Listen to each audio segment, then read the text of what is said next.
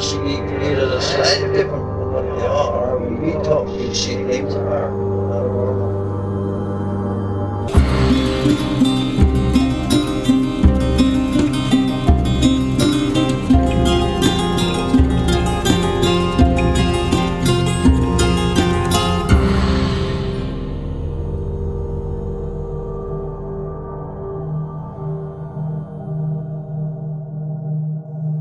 You're listening to Strange Familiars.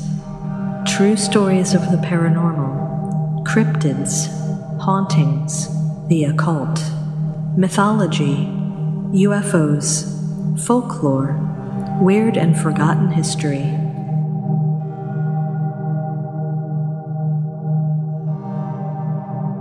Please make sure to like and subscribe to Strange Familiars on iTunes, Stitcher, YouTube, or wherever you are listening. Please share the Strange Familiars page and episodes on Facebook and other social media.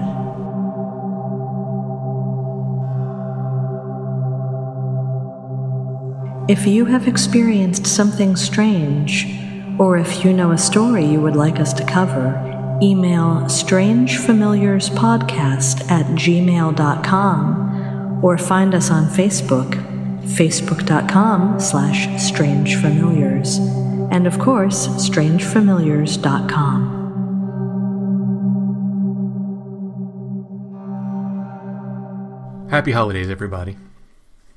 If you're struck by the spirit of giving this season, consider becoming a patron. Go to patreon.com/strangefamiliars. Our patrons really make the show happen all year round, so thank you very much. We've got a new Strange Familiars t-shirt design at TeePublic. It's a Mothman painting I did recently. You can either go to teepublic.com, that's T-E-E Public, all one word, and search Strange Familiars, or see the show notes for the link. We've also got some Bigfoot and Stone Breath designs up there if you're interested.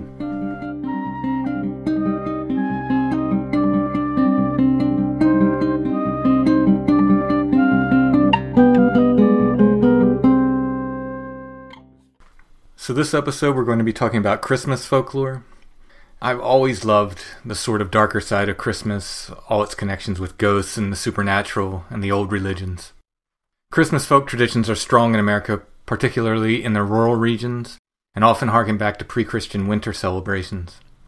We'll be talking with Gerry Milnes about some Christmas folk traditions from West Virginia and Pennsylvania a little bit later, but I wanted to relate some traditions I've found. I have two local favorites, and these aren't as old as some of the others we'll be talking about, but I really love them. Sometimes I go to both in one night. The first is the factory steam whistle in York City. This is said to be the loudest acoustic instrument in the world. At midnight on Christmas Eve, they play Christmas songs. It's so loud and so eerie sounding from the surrounding towns, you can often hear it kind of echoing across the hills in the quietness of Christmas Eve. Up close, it's impressively loud, so bring earplugs if you go. Another local tradition I've grown to love are the carolers in Glen Rock, Pennsylvania, where I used to live. Starting at midnight on Christmas Eve, the carolers make their way through Glen Rock. They sing until dawn. They're often accompanied by brass instruments, performing these multi-part harmonies. It's a really wonderful tradition. It feels like it comes from some other time, some Victorian era or something. I really enjoy it. And here's some other Christmas lore I've collected. It was said that certain days of the week were lucky or unlucky for Christmas. If Christmas falls on a Sunday, that's the luckiest day, and it will ensure an easy winter and a summer that will be fair and dry. If a child is born on a Christmas Sunday, it's said he would become a great lord. If Christmas was to fall on a Saturday, winter was to be dreaded. Fruit and corn were to fail in the coming year, and old people would die by the score. Children born on a Christmas Saturday, it was said, would die within a half a year of their birth. It was said that the cause of their death would be by the hands of the Fey folk. A white Christmas was said to forecast a green Easter, while the reverse was also true. A green Christmas meant a white Easter. To have good luck in the coming year, tie a head of cabbage to the ceiling and stick nails into it. For better luck, eat sauerkraut on Christmas, and if you share it with your pigs, they'll have a lucky year as well. It was said that if you bathed between Christmas and New Year's Day, you would remain clean for the whole year. I think that one's going to apply to most people. If you hang a wishbone over your door between Christmas and New Year's, the first person to pass through the door will be your prospective lover. Christmas Eve is the time oracles and divination are said to work best, especially at midnight. At the stroke of midnight on Christmas Eve, cows are said to open their mouth and speak human words. Wild deer are said to do the same, praying in human tongue. But if any human hears their prayers, they will be struck blind. Go to a crossroads between 11 and midnight on Christmas Eve, and you will be told what will concern you the most in the coming year. Walk into the middle of a field of winter wheat on Christmas Eve, and you will hear what will happen in your town the following year. If a dog howls on Christmas Eve, it will go mad within the year. However, if you feed a dog silver filings on buttered bread on Christmas Eve, it would never become mad or rabid. If someone's projected shadow is headless on Christmas Eve, they will die within a year. A baby born at the time of the Christmas sermon will be able to talk to the spirits. To find witches, burn elder wood in the fireplace on Christmas Eve or elder leaves on Christmas Day. It is unlucky to carry anything out of the house on Christmas Day before something has first been brought in. A stone placed in the crotch of a fruit tree will make it bear much fruit the next season. If a maiden brews witch hazel tea and drinks it at midnight on Christmas Eve, she will dream of her future husband. On Christmas Eve, animals have the gift of human speech. Children born on Christmas can understand animal speech. It is said they would either be thieves or lawyers, or be gifted with second sight. On Christmas afternoon, light and carry a pine wood torch through the fields to ensure a bountiful harvest the following year. To triple your fruit, baptize the tree in the farthest corner of the orchard with cider on Christmas Day. To keep bad spirits out of your fruit trees, on Christmas Day, fire a gun into the branches, tie a rock to a limb, beat the fruit trees with a hardwood stick, or tie bunches of straw around the trunk. To see your future, cut a hole in the ice on a creek on Christmas Day and stare through the hole into the water. Or drop a wedding ring into a glass of water on Christmas Day, then gaze into the water. In a dimly lit room, stare into the mirror on Christmas night and the face of your true love will appear over your shoulder. A dream of cats on Christmas foretells of a bad illness coming. Save breadcrumbs from Christmas dinner for 3 years and they will cure any sickness. Green decorations on Christmas attract wood elves, who will guard you for the following year. Water drawn from a well at the exact turn of midnight will turn to gold. If you drink it, everything you eat the following year will taste good. At midnight on Christmas Eve, the bells of churches sunken beneath the waters all ring at once and can be heard from great distances.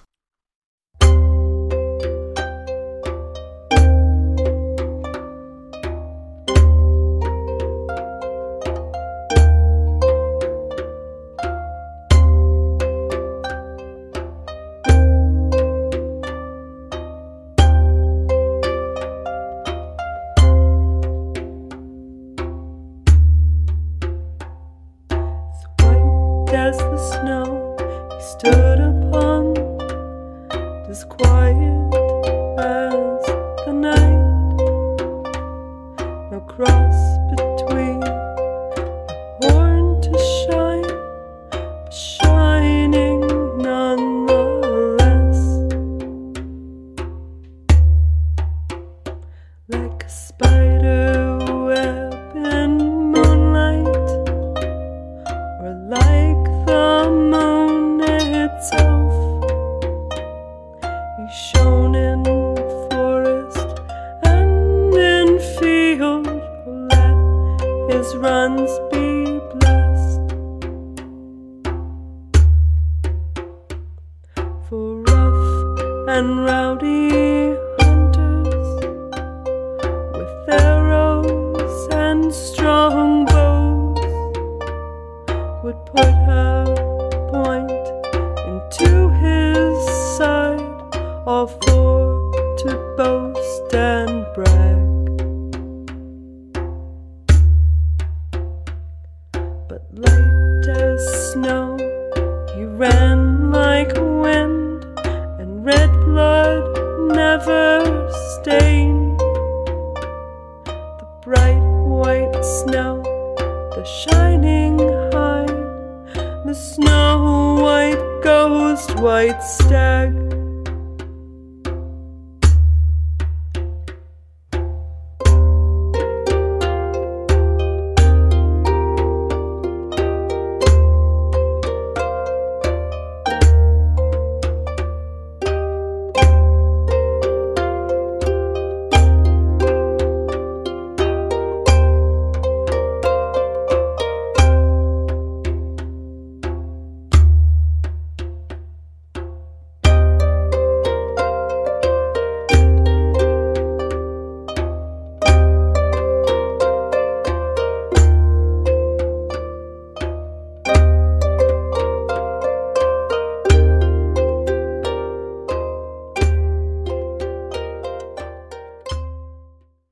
Gerry Milnes is an author, filmmaker, and musician from West Virginia.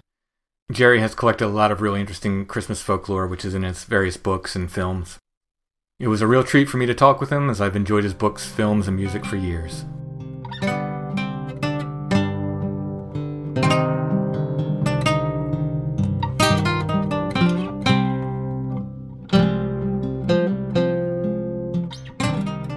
So we're talking with Gerry Milnes, and Gerry's written several books on folklore, different kinds of folklore. How many books have you written, Gerry? I think I've written 4 books.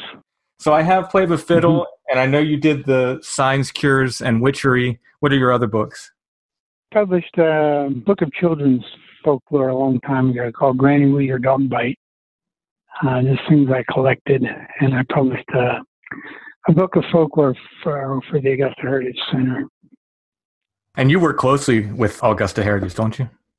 Well, I'm retired now, but I worked at the Augusta Heritage Center for 25 years. Yeah. And how many documentary films have you made? I think about 16. Wow. So some of those are available. I know the Signs, Cures, and Witchery is available. Unfortunately, the Fiddle, Snakes, and Dog Days is videotape only. Yeah, that was a real early one, and it was VHS, and never quite got transferred. A lot of those films are available through the Augusta Heritage Center, and there were some films I did contracted with other historical societies and things like that around West Virginia. What got you interested in folklore? Did folk music come first, or did they go hand in hand, or how did you get into it? Yeah, from a young age, I got into traditional music. I had an older brother who played fiddle and guitar, and I've probably got interested in, I played the banjo since I was a little kid, but then I got interested in the fiddle when I was about 20 years old, and that took me to West Virginia from Pennsylvania, where I was living, where I grew up. I started traveling to festivals back in the late 60s and early 70s in North Carolina and West Virginia. And in 75, there was a big back to the land movement going on, and I got married, and my wife and I packed up a pickup truck and headed to West Virginia and found a little remote mountain farm. Back then you could buy them we bought a 75-acre farm for $100 an acre. Nice. And it just happened to be in an area where there was lots of old-time music going on. And so with my interest in music, I got interested in the context of the music and sort of the people who played it, and that led to interest in all kinds of folkways and folklore, and started writing about it and kept collecting music through the whole period. And eventually I was offered a job at the Augusta Heritage Center as a folk arts coordinator. And it was kind of my dream job. I was collecting music and producing traditional music and got into filmmaking. So that's kind of how my interest spread, and documenting my interest kind of became my occupation. I'm very, very happy for people like you who've done the work. I'm trying to continue in my own way, not just with the podcast, but with I've got a couple books out. I'm always digging for folklore and trying to get old stories and so forth. But We have you here tonight to talk about some Christmas folklore. And I've noticed that, at least in a couple of the books I have of yours, you kind of always seem to mention some Christmas folklore. Are you particularly fond or interested in Christmas, or is it just something you noted?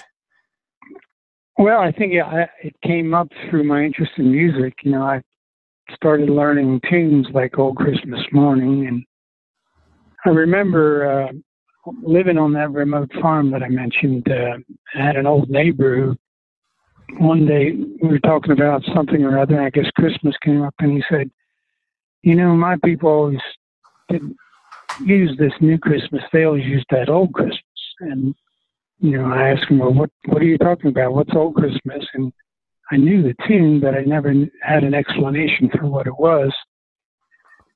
So it turns out Old Christmas was kept by old people, and I should go back and explain that. In 1582, the Gregorian calendar was announced by Pope Gregory, and it became the standard of most of the European countries. It replaced the older Julian calendar. But the British countries, the British Isles, and their colonies did not accept it because they were basically Protestant, and this was coming from Pope Gregory, so they resisted the change, even though the Gregorian calendar was much more accurate than the old Julian calendar. The British Crown did not accept the Gregorian calendar until 1752. And at that time, the difference in the date was 11 days between what would be the date of the Julian calendar and the same date in the Gregorian calendar. So in 1752, they made the switch, and what they did was in September of that year, they just dropped 11 days. Just 11 days just disappeared, and they got hooked up with the Gregorian calendar, which actually synced their calendar with most of the rest of the Western world. But in the backcountry places like the mountains of West Virginia, people kind of wondered, well, if we've been celebrating Christmas on December 25th, and now you're dropping 11 days from that. So instead of celebrating it on December 25th as recognized in the Gregorian calendar, we're going to keep the old date, which then was January 5th. So you had several generations of people who were celebrating Christmas on January 5th, and they got to calling it Old Christmas. It wasn't this new Christmas. Right. And that lasted for several generations, and I know several old people who remember it. So I've seen the date for Old Christmas given anywhere from the 5th to the 8th, depending on who was given the date. Yeah. So every so many years, it gets even wider apart. Back in 1752, it was coincided with January 5th. And, I forget how many, every so many years, it gets a little farther apart. So I think now, we are up to January 8th. Oh, okay. All right. Okay, because the difference in the calendars. And the calendar will keep getting, that date will keep getting, so like in the Orthodox churches, they still celebrate Christmas on, the January 8th date or whatever it is now. Mm-hmm. It's gotten that far away from December 25th. So Old Christmas, the tune and the whole tradition kind of all, made sense now that I hear people talking about Old Christmas, and now I know what they're talking about. It all goes back to that big mixing of the calendars back in 1752. Yes. And, it was accepted pretty much back then. You can imagine you couldn't get word from anywhere to anywhere, especially to the backwoods of West Virginia, very quickly. And people were being told in the mountains that they have to drop 11 days off their calendar, and it just probably didn't make a whole lot of sense to them. So there was rejection of that for a while, and it lasted on. No one does it anymore, I'm sure, but like I say, I still knew people who remembered it. There was other things that went on. There was a lot of resistance to it, even in Britain, where they they would say they'll watch for certain signs to see whether the true date is, January 5th or December 25th, and they'd watch for signs in the natural world, and they thought that this would reveal the true date, and there was all kinds of things that went on. And there was lots of, even in this country, there was, these folkloric accounts of all the animals dropping to their knees on the stroke of midnight on January 5th, and people realized that then that proved the old date was the correct date. Right. And there's a lot of folklore involved with it. Yeah, I love those. There's some wonderful stories about, I think I tracked one down where it said the hens started crowing like roosters and the pigs were barking like dogs or something like that. It was very similar to that. And that marked the date or told them one way or another. They knew it. Yeah. There's an old banjo player, maybe you've heard of. Her name is Sylvia O'Brien from Clay County. And she told me that on the night of Old Christmas, all the animals in the barn would drop to their knees and start lowing, as she called it, making this low, mournful sound. Wow. And she always wanted to go down to the barn to see it, but it was always her parents would never let her go. Huh. And I've heard that from a lot of people, that tradition of the animals dropping to their knees and speaking, as they say. I had a woman in Seven Valleys here in York County who told me a story, and I'm not sure if it was associated with Christmas, but it just reminds me of that at some point a local pig farmer said that every pig in his yard stood up on the hind legs and started sounding off at the same time. They stood on their hind legs. That was an odd one, but it reminds me of those kind of stories. That tradition was also strong among German people. A lot of this area of West Virginia where I live, it's a pretty good mix of German and Scots-Irish. And so there's a lot of German traditions mixed in there, too. Another real strong one that still exists, actually, is called Belsnickling. Yeah, I wanted to talk about that. You made a lot of connections from sort of the Pennsylvania Dutch or Pennsylvania Germans. I guess a lot of folks kind of came through Pennsylvania and moved to West Virginia. So these traditions happen in both places. They're a little bit different. Belsnickling kind of phased out here around the turn of the last century. If you read the newspapers, you start seeing people kind of talking about it like, oh, there was only 3 people, Belsnickling tonight or whatever it was. And then as they get later on into the 50s, they, talk about how, no one Belsnickles anymore. But it still occurs in West Virginia. Yeah, real rarely. Over in Pendleton County, I remember maybe 10 years ago, I visited an old guy who was in the early January.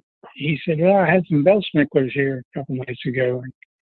So anyway, that was a really strong tradition over in the next county to where I live to the east is Pendleton County. And every old person in that county would tell you about Belsnickling. They did it when they were young. I guess we should take a step back and explain to people what it was. So it comes from the name Belsnickel, which was sort of a Santa Claus kind of figure. It's a mispronunciation of 2 German words. It's Pels Nicholas. It actually meant a furry St. Nicholas. And Pels Nicholas got sort of anglicized over the years to Pels Nicholas to Belsnickel. Mm-hmm. And I've heard variations on it. One old man told me he used to Belschnigel. And, I've heard different pronunciations of it, which just goes to prove that it was a real folk tradition. It wasn't set down in print anywhere.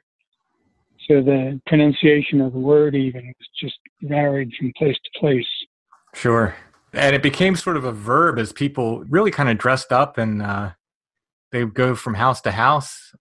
Is that the idea? Yeah. All the traditions of masquerade and what's called informal visiting, they're all called mumming traditions. And they exist beginning at Halloween and go all the way through Lent and the Fastnacht traditions and whatnot. But they're all called mumming traditions. And there's actually, Belsnickling was a strong one in the German areas of West Virginia and German settled areas. But there's another tradition called Shanghai. I don't know if you've ever heard of that. There was references to it up in Pennsylvania, but died out long ago. And there's references to it over in the valley. Around here, when you say the valley, you mean the Shenandoah Valley, the Great Valley.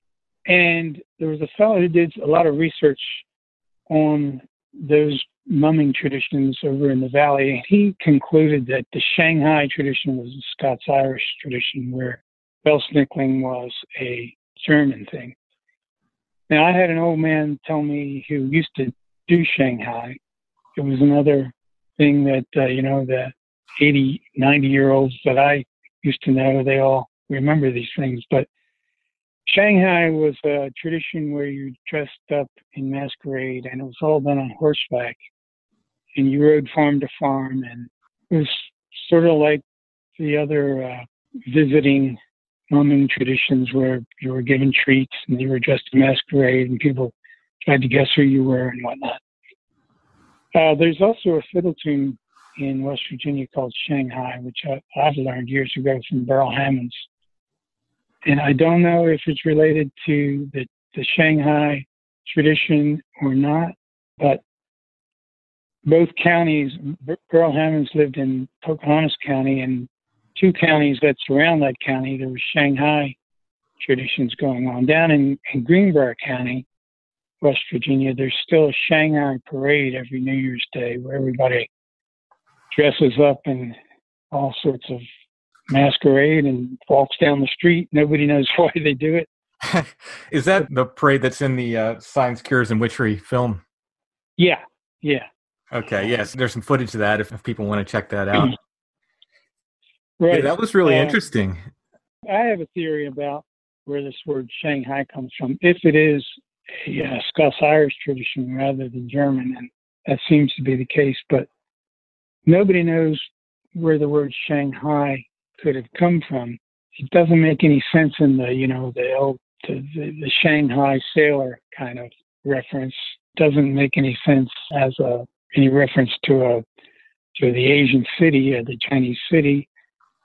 But there's 2 Gaelic words, Shan, which means old, and Ag, which means face. And if you put those 2 together, old face, Shan Ag, that's not a proven theory, but that's a theory that I come up with where this word may have come from, because the masquerading was often in lots of traditions, that was the face of your ancestors in a lot of old folklore traditions. So, was the Shanghai, that was related to Old Christmas as well? That's when it was done? Shanghai was both bell-snickling and Shanghai were always done right around Christmas, either just before or just after. And they all go back to the winter solstice. These are pagan things that now we think of as Christmas traditions, but they were much older than Christmas, right, and much older than the Christian religion. So, they're all pagan things that happened right around the winter solstice. And, there's all kinds of Christmas revels and things that are, related to the old pagan celebrations, and just things to do at that time of year to get rid of the old darkness and start the days getting longer. That was the theme in most of that kind of thing. So there is a story, I hope I'm not putting you on the spot. There's a story in your book, Play of a Fiddle, about the Carpenters and Shelvin Rock and A Christmas Story. Can you relate that? Well, Ernie Carpenter used to tell me these stories. The Carpenters were really early settlers in Central West Virginia, and they settled on Elk River back in around the early 1780s, and there was Indian troubles, and there was 2 brothers, and the remnants after an Indian attack went about 3 miles from where their cabin was and went to this place now called Shelvin Rock. In fact, I was there about a month ago. I just went up there to see it. Ernie Carpenter used to take me up to this place in a real remote area. But anyway, they lived under this rock for apparently a couple years. It's like a large overhanging rock as big as a really large room. And they walled it up with logs and made it comfortable and actually lived in there. Ernie said that Sally Carpenter was born while the family was living under this rock. And in fact, some of the old carpenters who lived near there told me they called it Solly's Rock. Ernie always calls it Shelving Rock. And the fiddle tune is called the Shelving Rock. But anyway, while they were living under there, and after this baby was born, according to Ernie, they decided to give him a Christmas tree, or have a Christmas tree out from the front of this sort of cave or rock that they lived under. And they went up in the top of this tree and tied a cross up there, and they lit up this burning cross in the top of this tree, and that was supposed to be Solly's Christmas tree. Well, it's interesting because the whole Christmas tree tradition that we know didn't really start until the middle of the 19th century, and we're talking about the late 18th century here. So there is an old Celtic tradition of burning a cross in the top of a tree like that, and that's the only reason I could come up with that they would do such a thing. So it's kind of a little mystery there as to why they did it. Old Sylvia O'Brien, who I mentioned a little bit ago, who is also related to these carpenters, she said that the baby that was born under the rock never cried until they took it out into the sunlight, which, according to her, was because there were these Indians in the area and they were hiding out from Indians, and the baby somehow knew not to make a loud noise and attract any attention. So it's a nice little piece of folklore. I doubt if babies had that sixth sense at the age of a couple of days or not, but that was a story that she told. It's incredible these stories get passed down in these families for hundreds of years like that. Mm-hmm. I love it. I just love stuff like that. Anything else, Dad, regarding Christmas? Well, one thing that happens, a lot of these traditions whereby there's just kind of informal visiting going on. It's not anything formalized. And the same thing would have happened in Philadelphia. We have the Mummers Parade there these days. Well, originally that was, I'm sure, just a real unorganized folk tradition of people getting dressed up in masquerade and going from house to house. In fact, there's a lot of good books have been written about the history of that. Mm-hmm. And it turns out it was that kind of a tradition at first, and eventually it became a more formalized parade that was an organized event. And that kind of same thing happened with the Shanghai tradition, whereby it was a real unorganized folk tradition of going house to house on horseback. And eventually down in Lewisburg, they decided to formalize it and make it into a community event. And so it's a parade, and that seems to exist. I've even heard of small towns here and there that have organized Halloween parades instead of having kids going from house to house trick-or-treating like they do. Another thing that it's not related to Christmas, but it's another one of these mumming traditions that we have right here in the county I live in. Way up in the mountains, there's a little Swiss community, and they still celebrate Fastnacht. Oh, yeah. Fastnacht is something that also was, I'm sure, celebrated in the German areas of Pennsylvania. Yes, we still, Fastnacht Day is huge here. Yeah, and it I don't know if you know what the words mean. It just means fast night, and it was the night of kicking up your heels and eating all the donuts and things fried in deep fat before you started the Lenten fast, which started on the next day. Getting rid of all the lard and stuff, so they made the what they call false knocks, which are kind of a donut. Yeah. And this little town way up in the mountains here in Randolph County, they all the people dress up in the wildest stuff you can't imagine, the masks they make and stuff, and they go down to the dance hall. There's a little dance hall in this town, and they have a big dance that night, and at the end of the night they burn Old Man Winter, who's hanging in the dance hall all night. And after the last dance, they take him outside and have a bonfire and burn him up to get rid of him, which was another Swiss tradition, I guess. Wow. Oh, that's awesome. They do it every year up there. It's a real great event, and the dancing and music up there has been going on forever, and they still have a lot of square dancing goes on up there. These mumming traditions, and they all go back to even the word, this whole Fastnacht tradition was the night before Lent. And Lent comes from the word lengthen. And it was, before it was a Christian thing, it was a celebration of the lengthening of the days. So this was just another pagan thing that got Christianized, and now it's the night before Lent, but originally it was a celebration of the days getting longer. So, and pretty much that's what all these traditions, whether they're around Christmas time or the Halloween traditions, or if you go all the way up into spring and the Fastnacht traditions, they were all had to do with the weather. They all had to do with changing the season, getting rid of the dark winter and bringing on the spring.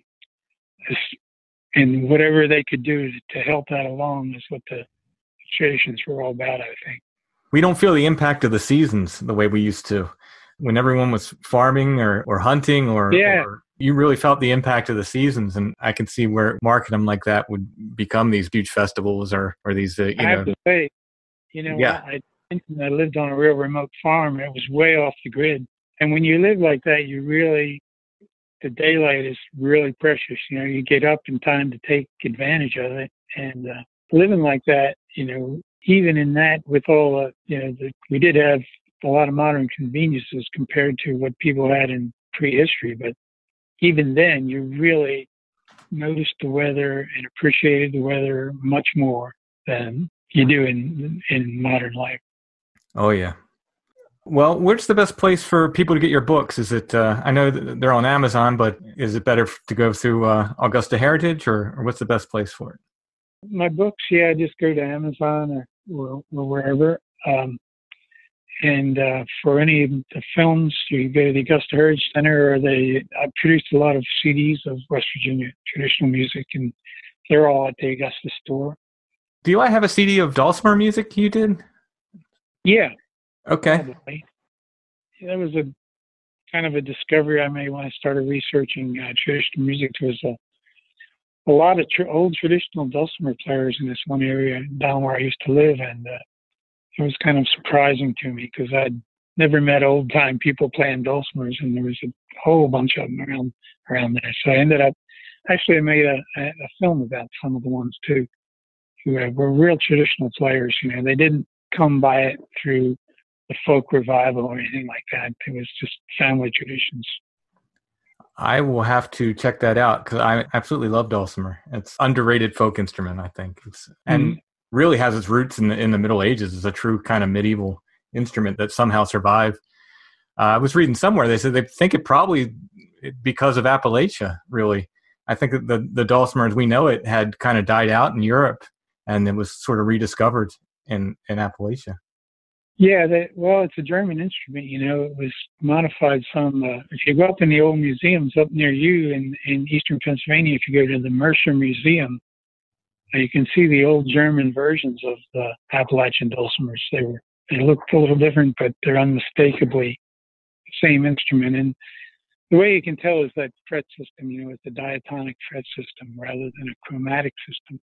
And, there's been a lot of claims that the dulcimer came from England and all this stuff. And there's never been an instrument, a folk instrument in the British Isles that had a diatonic fret system like the dulcimer has. So, and a lot of the older German players used a bow when they played it.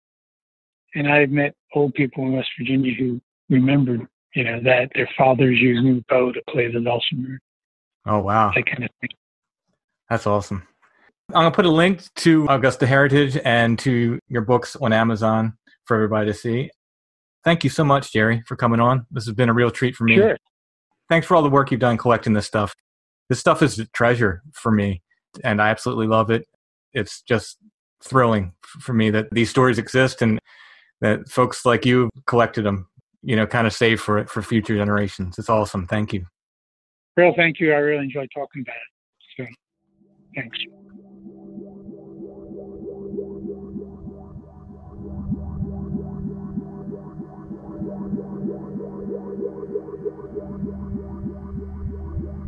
Thank you for listening. Strange Familiars is a production of Dark Holler Arts.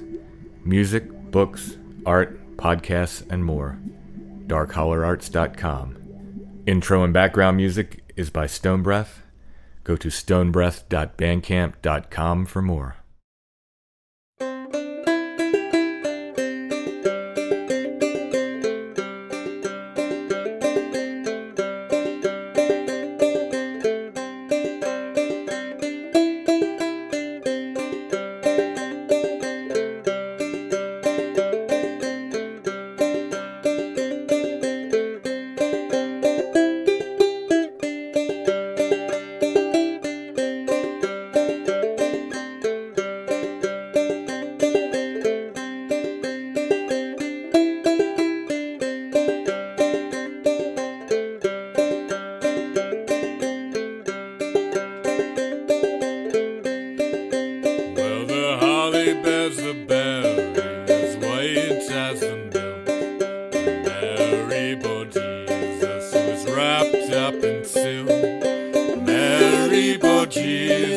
Saviors to be, as green as the leaves and as deep as the sea.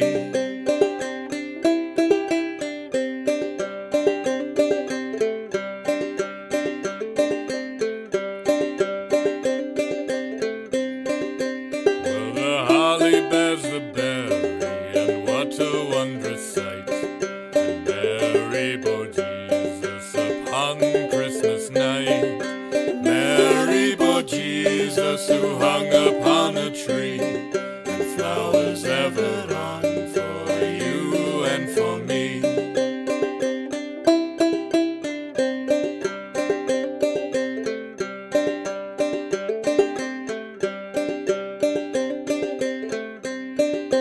Well, the holly bears the berry, as green as the grass, and Mary bore Jesus who died on the cross. Mary bore Jesus, our Saviors to be, born in a manger, yet a king was he.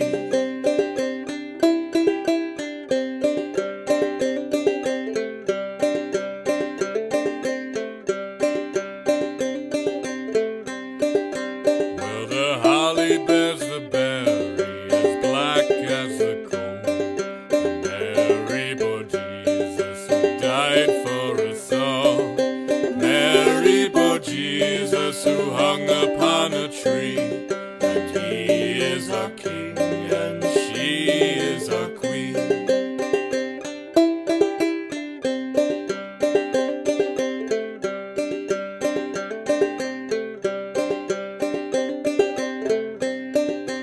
Well, the holly bears the berry,